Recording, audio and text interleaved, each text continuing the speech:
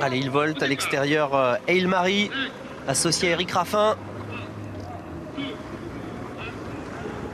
Et ils sont partis dans ce prix de Belgique, Americ Races, PMU Qualif 6 avec un excellent départ tout à l'extérieur d'Hail Mary. Bon départ également de Moni Viking et puis le long d'accord du Hussard du Landré qui est également bien parti en compagnie d'Italiano Vero. Ça s'est mal passé pour Gretzky, le numéro 4 qui a déjà perdu pas mal de terrain, tout comme d'ailleurs Sayonara, le numéro 1. Gretzky qui a quasiment perdu toute chance suite à une longue incartade. Le favori Zohar Vedake n'est pas parti très vite. Il se retrouve actuellement à l'arrière du peloton et c'est le 14 Hail Mary qui a été le plus rapide, qui a tout de suite pris la direction des opérations. Moni Viking s'est placé dans son sillage. En troisième position, le numéro 12, Italiano Vero. En dehors, rapproché d'Idéal de Linry. On a ensuite Beats, Cockstyle, avec également Hokkaido GL qui est en 7-8e position. Zohar Vedake commence maintenant à se rapprocher. Il commence à amorcer donc son effort en troisième épaisseur, même s'il est toujours à l'arrière du peloton en compagnie d'Onek. Ouais, et puis également Gohan Boy qui est à l'arrière de ce peloton. Sayonara qui est là le long de la corde, tout comme Fakir du Loro pour passer devant les tribunes. Toujours Hail Mary qui a l'avantage avec Eric Raffin. Mais voilà, des attaques qui s'annoncent à l'extérieur. C'est assez tactique à cet instant. Et Bids qui se rapproche tout en dehors, qui vient maintenant vitesse grand V. On a toujours bien placé au centre Idéal Lignery avec le long de la corde Moni Viking et également le numéro 16 Cockstyle.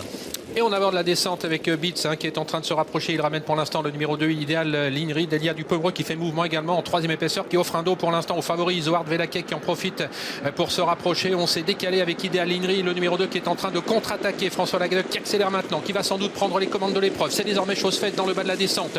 Devant Hail Mary avec Beats, avec en quatrième position Moni Viking. Delia Dupebreux continue de se rapprocher en dehors, ramenant Zohar Vedake alors qu'on a une faute du numéro 12, Italiano Vero. Ouais, et puis à l'extérieur, Zohar Vedake aux fautes également de Beats, le numéro 6.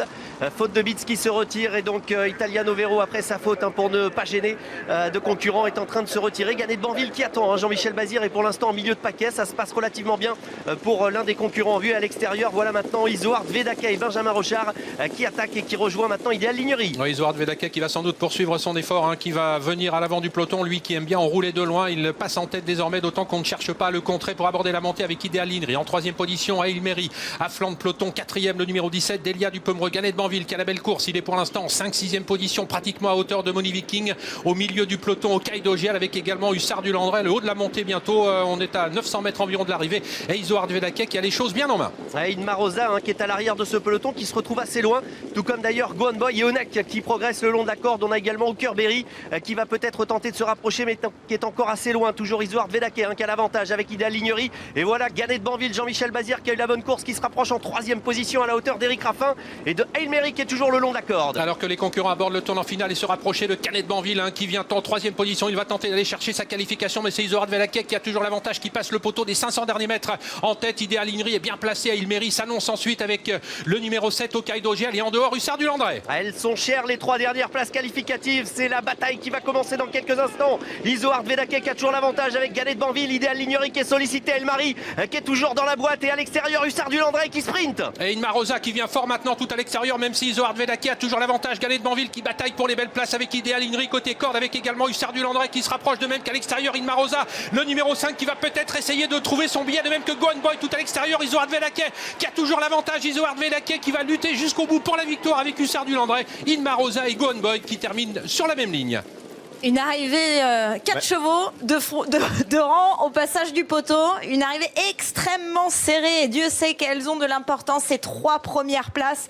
Regardons ensemble le ralenti de cette épreuve avec le favori, Zohar Vedake, qui a la corde. Est-ce qu'il a gardé un petit avantage au passage du disque final? A priori, oui. Mais regardez sur ces images comme ça vient fort à l'extérieur. Inma Rosa, Gohan Boy. Ah, il a gagné. Il a gagné. Inma Rosa, Gohan Boy et Hussard du Landré. Inma Rosa est qualifié, je pense. Pour Gohan Boy, c'est plus serré avec Hussard du Landré et Ganet de Banville en tête des battues, 5e devant Hail Mary, Hokkaido GL et Hookerberry.